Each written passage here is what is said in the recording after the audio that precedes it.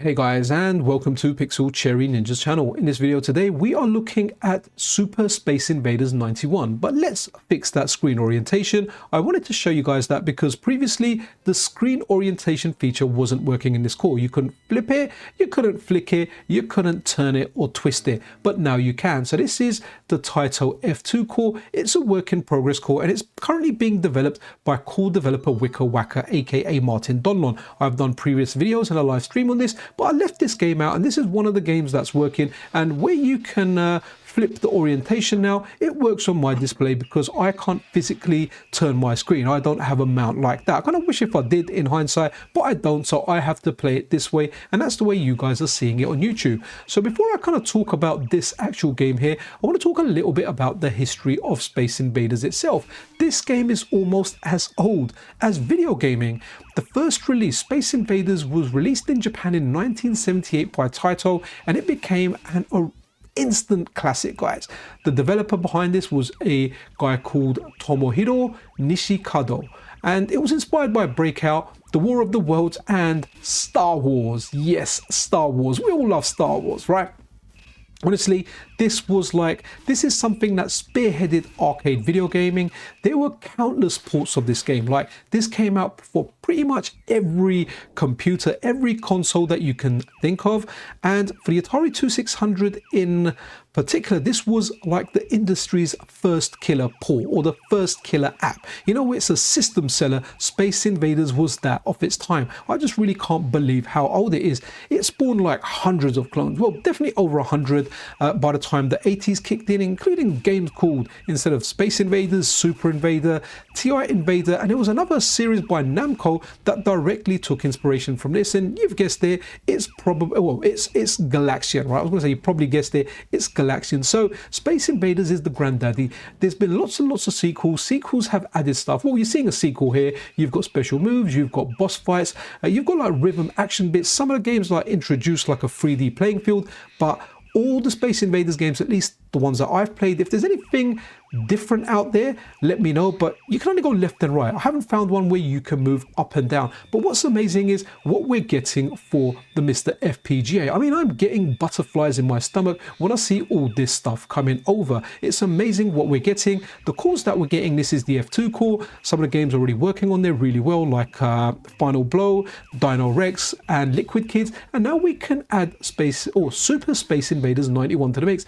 But this is fun because you can play this 2 players. You've got power-ups in there, and the power-ups are beefy, guys. You fire out massive lasers. I mean, it's crazy. For just someone that's kind of played this for the first time, has never played this before, it is a lot of fun. You play it and you think, wow, like, it's pretty crazy. I mean, I'm not the biggest fan of the original Space Invaders. I prefer these sequels because I feel that these are more my era of arcade gaming. So this was released in 1990 by Taito, runs on the F2 system, what we're already talking about. Also, it's known as Majestic 12, the Space Invaders Part 4. Well, at least in Japan. I kind of went with a title that's called Super Space Invaders 91 because I think it definitely sounds better than Majestic 12, right? But at least the Majestic 12 has the Space Invaders as part of the subtitle, or part 4. So this is definitely a modernized version of the old classic, updated graphics. It includes like new alien types, some with unique movement and attack patterns. It adds power-ups like multi-shot laser beam and shields. Stages take place on different planets, each with its own visual theme.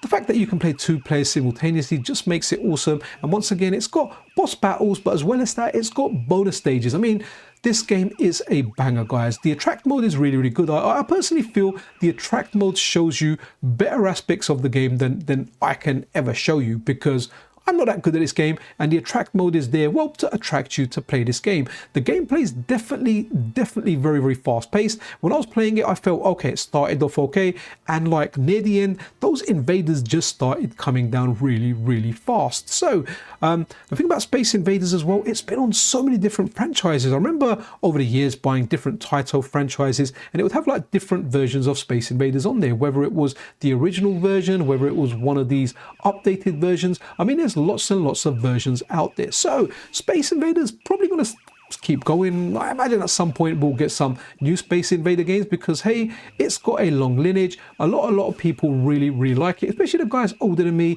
that were in the arcade before me. You know, their type of games are these Space Invader type of games and the Galaxian type of games. So MiSTer is freaking awesome.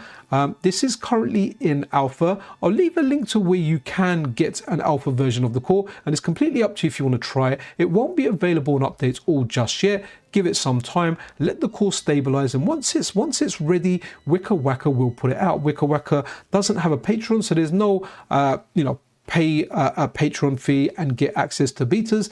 He does this as a hobby, and he puts the stuff out there for all of us to enjoy. But yeah, guys, this is superb. If you're a Space Invaders fan, then definitely try this. I'm more interested in your opinion. Are you a purist that's like, no, Space Invaders should never be like this, or do you prefer the innovations that are here? Me personally, as a kid of the late 80s and like the early 90s, being my golden era of the arcade, I definitely think this is more fun. And you know, if you gave me the choice of, here you go, Pixel, here's like one coin, you can play 1978 Space Invaders, or you can play 1991, you can bet your bottom dollar that I will pick the 1991 version. But that's it, guys. F2 core development for the MiSTer FPGA is coming along super nicely. I can't wait for more games to start getting support, more graphical glitches, or more glitches that are within the game for those to get resolved, and we can try more stuff. Naturally, I'll try and keep you posted as much as I can, as much as humanly possible. Haha, that's what I wanted to see. Look at that boss, man. That's freaking amazing. Look at that. That is a banger. Anyway, guys, I'm going to end it here